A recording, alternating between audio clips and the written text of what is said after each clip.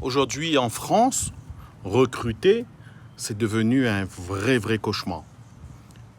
En fait, entre les exigences des collaborateurs, ce qu'ils attendent, leurs attentes, les arrêts maladie, les congés, les primes, les charges sociales, fiscales, sociales, patronales, c'est devenu vraiment un enfer.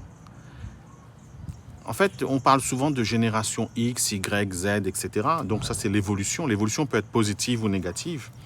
Mais moi, j'échange tous les jours avec des chefs d'entreprise, des gérants, pas des grosses boîtes de 200 à 1000, 4000 personnes. Non, non. Je parle avec des chefs d'entreprise de 15 collaborateurs, de 10, de 7, de 3. Hein. Et ils galèrent totalement. Même moi, quand j'avais mon entreprise en France, encore à l'époque, moi, c'était dans la grosse période où j'avais une société, c'était en 2010, ça allait encore. Donc j'ai terminé avec une boîte où il y avait 15 collaborateurs.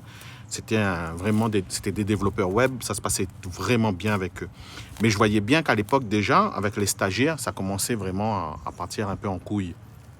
En fait, tu passes plus de temps à gérer les problèmes, les difficultés, qu'à vraiment développer ton business. Donc c'est devenu vraiment compliqué. Mais il y a des solutions. Contacte-moi et on en parle. Aujourd'hui en France, recruter, c'est devenu un cauchemar pour un entrepreneur.